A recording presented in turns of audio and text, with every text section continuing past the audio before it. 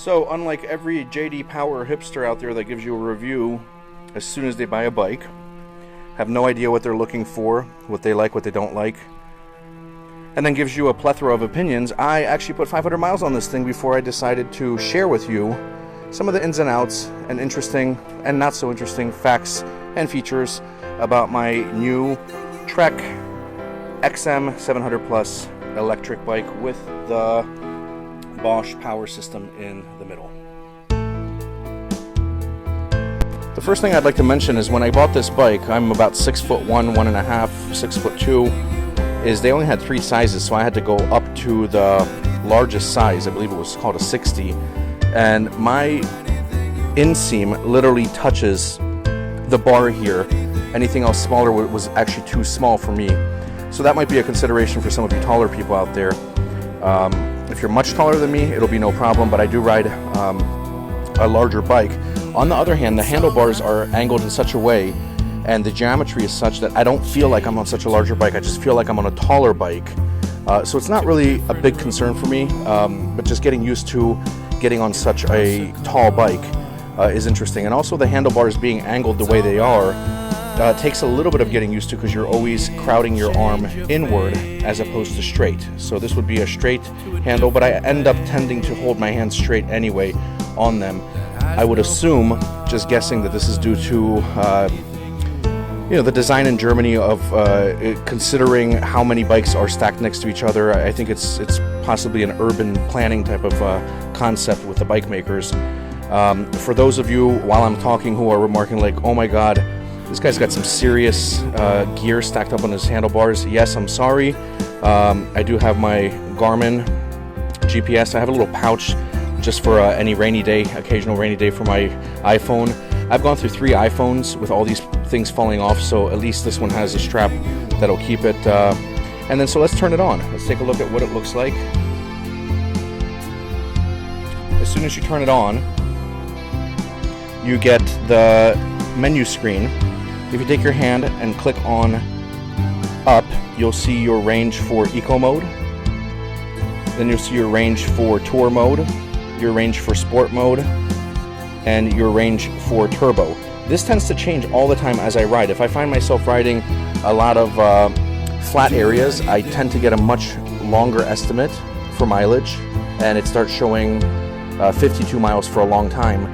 If I'm starting to go up and down hills very soon, then the averages can go down to 30 even. And so it does change, but in general, I've always gotten out of turbo, I've always gotten my 19 to 20 miles out of it. Sometimes I bump one down to the sport feature just to round it out, but there's really no big difference. This is the 400, a watt-hour battery. There is a 500 in the power pack. It does come off with a key, which is really convenient. I take this into a coffee shop with me, literally to recharge while I have a coffee and sit back and have a drink.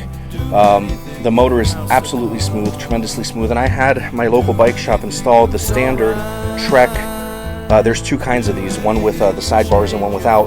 The Trek saddlebag holder for the pannier case. I do put a couple lights in the back.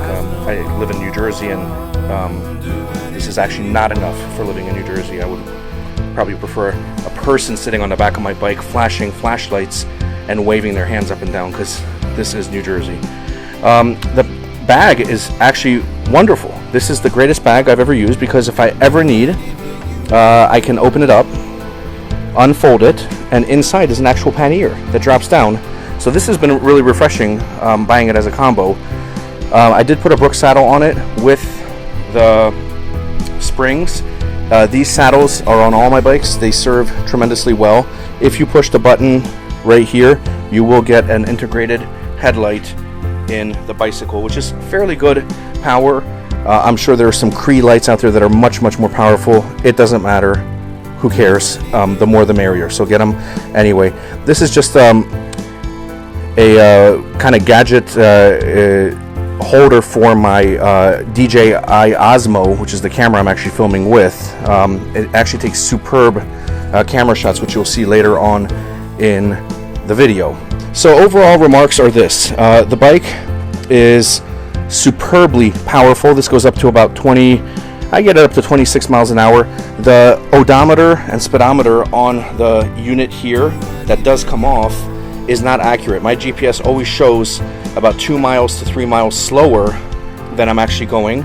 So I might be doing 28 on here, I'm doing 26 and change over here. So it's not exactly accurate. I don't know if that has to do with the wheel sizes that were put in or whatnot. There's a little bell that comes with it, and the brakes are absolutely incredible. So if you're concerned about how do you stop from 30 miles an hour, these disc brakes will blow your mind.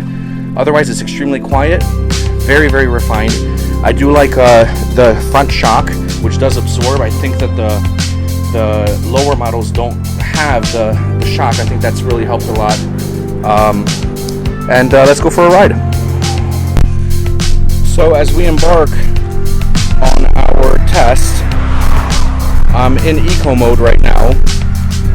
And in eco mode, I get a 50-mile range at this point. Usually up about 16 miles per hour, I will start getting resistance and no more assistance. So it usually takes me up to 16 miles an hour. Right now I'm at 13 miles an hour. I am heading down a little bit of a slope. That's 14, 15, and you can expect around a 16 mile an hour boost, which can take you all day long for 50 miles.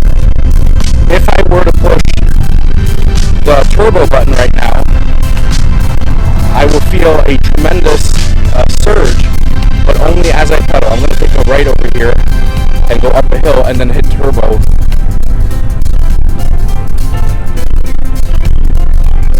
Alright, so now I'm pretty much at the max, 15 miles an hour at max resistance. Max help, I mean, and I'm feeling more resistance. So I'm going to switch as soon as I take this turn over to the turbo mode. And here I go up a hill, turbo. 18 miles an hour. 20 miles an hour.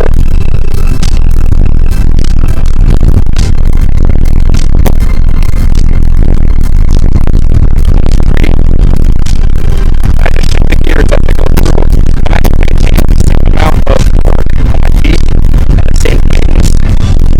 I'm going to plus 25 miles an hour. That's showing 17 to 18 miles at the current pace range of the bike. Like I said, I've been very pleased with the consistency of the range.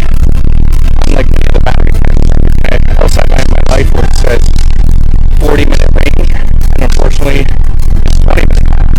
So this has been a wonderful addition to my bicycle range for those days when I know there's going to be wind, for those days when I want to go far out but don't feel like dragging my butt back. Even with the minimal amount of assistance, you're still pedaling, you're still getting great exercise, and you're still working out.